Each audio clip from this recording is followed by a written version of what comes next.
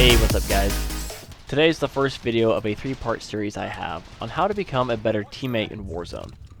Something you might have noticed by now is that you can be a good player at the game, but this doesn't always mean that you're a good teammate. And likewise, just because you're maybe not the best at the game, that doesn't mean that you can't become a good teammate. And so in this video, I'm going to be sharing 5 tips on how to become a better teammate and how you can start helping your squad get those Warzone victories. Tip number 1, know how to use live pings and give good callouts. One of the most important parts about becoming a good teammate is knowing how to give your team information. When you see an enemy, make sure you're live pinging their location. And what you do is when you're looking at the enemy, if you're on PC, you can double tap Alt, or if you're on console, double tap, I think, the D-pad. And what this does is it marks the enemy with a red dot, which is visible for the entire team. And it allows everyone to see that opponent's movement for, I think, 3 to 5 seconds. And this is much more helpful than, giving callouts like, he's over there, no, to the right, and it's just, your teammates don't see the game from your perspective, and they kind of have to guess your mind a little bit. And so, don't do that, just give live pings, they're much more helpful. The other part with this is specifically for the Gulag. If you're spectating your teammate in the Gulag, make sure your callouts aren't excessive. Ideally, your callout should be as minimal as possible. For example, saying something like, he's camping in his spawn behind the barrels, or he's pushing your right side. Things like these are actually helpful. But if you're giving callouts like, he's going left, or he's going straight now, or wait, no, he's going the other way, that doesn't help. That's actually more confusing, and it's likely going to result in your teammate losing that match. So something to remember here is that your teammate has to hear footsteps. That's really the key to winning those gulags, is being able to hear. So don't overdo it to the point of where your teammate can't hear.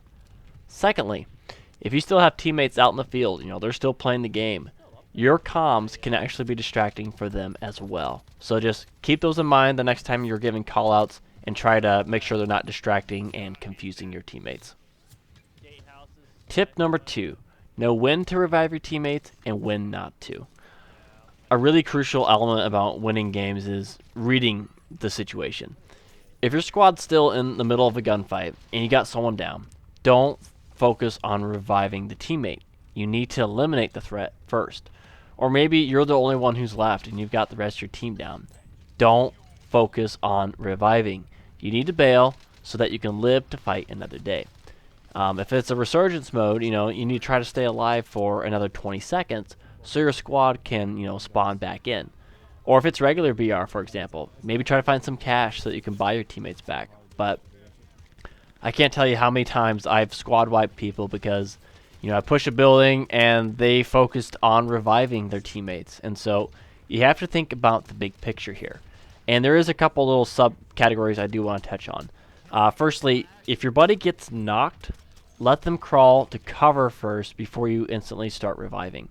I have been on both ends of this, actually, where you're getting revived and you can still see the guy, the sniper looking at you, and you can't move, right? And so you get finished off while your teammate is reviving you. Now, if you're the sniper, it's pretty funny, honestly. I've had that happen where I finish a guy off because his teammate's reviving him. And it's pretty hilarious, but if you're the teammate, it kind of sucks. Secondly, if you're making like a circle rotation and your guys are you're in the gas, you're trying to make it, you've got a long haul to go, and your buddy goes down, don't revive and sacrifice yourself.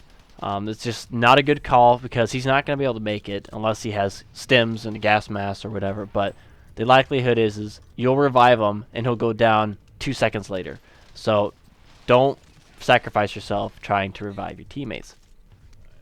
Thirdly, speaking of gas, let your teammates crawl out of the gas before you start reviving. A lot of the times I've had it where I go down and I'm trying to crawl out of the gas and I get right on the edge and I have a teammate try to revive me. They're trying to do the good thing, right? They're trying to help me out. But I'm still in the gas and I'm still taking damage. And so then I end up dying while they're reviving me. So let people, kind of similar to the first one, let people get to cover, let them crawl out of gas first before you start reviving. Something else I forgot to add is that sometimes there is situations where you can revive safely.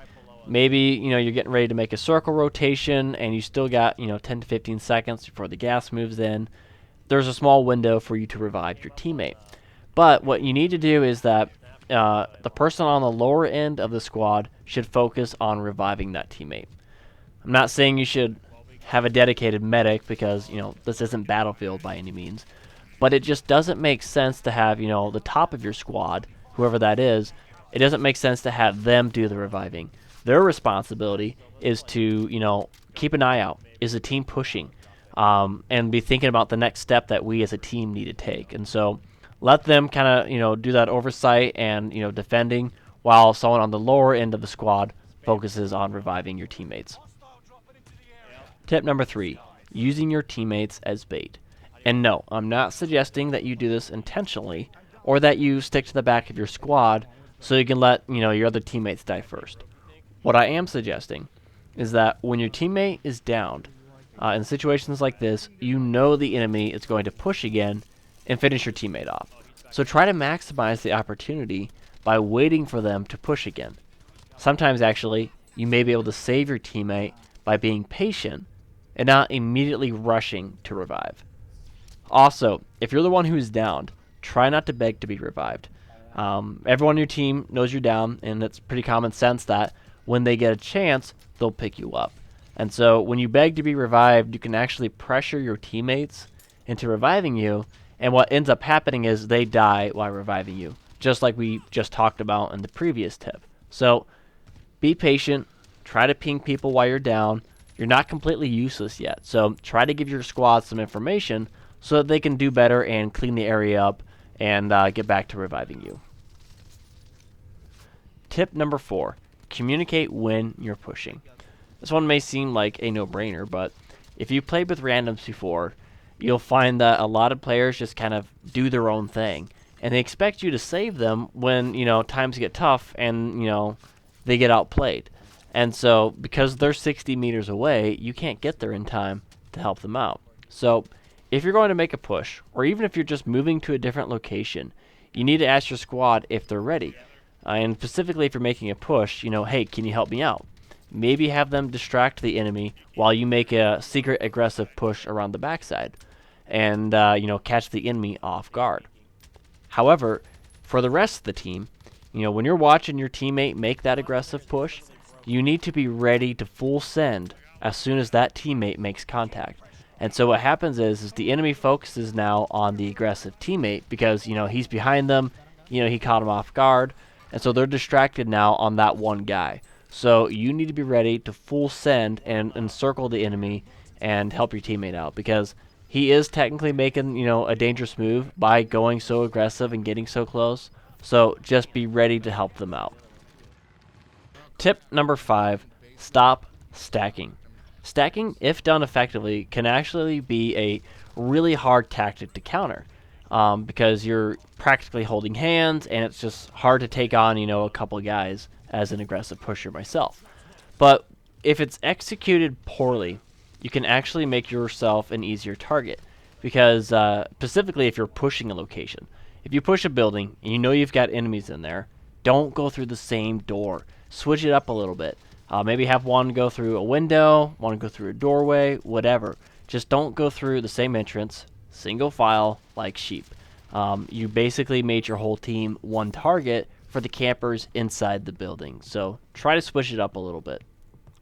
Before we close out, I do have a gameplay footage of my squad and I moving on a location, and as we do this, I'm going to analyze and kind of talk to you a little bit about some of the thoughts that we're making as we're doing it.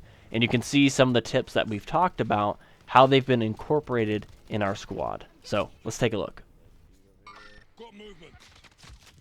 So I see that my teammate got nailed over here on the left. I see some guys in this building, so I just slide it up.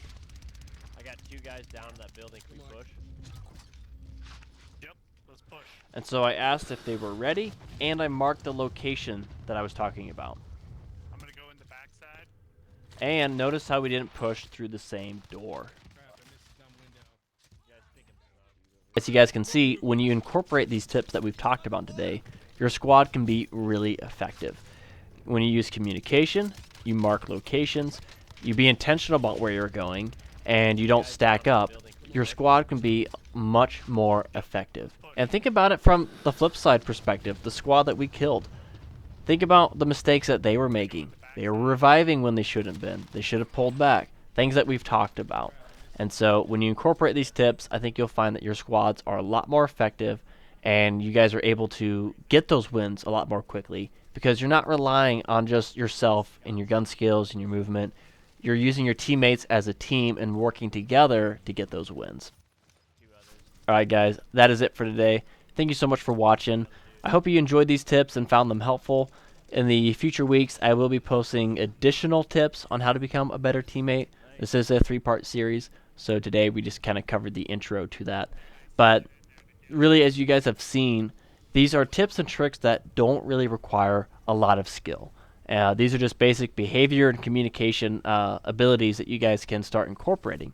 They don't rely on gun skills, movement, none of that. These are just basic mechanics that you guys can start incorporating within your squads. So, thanks again, guys. We'll see you next time.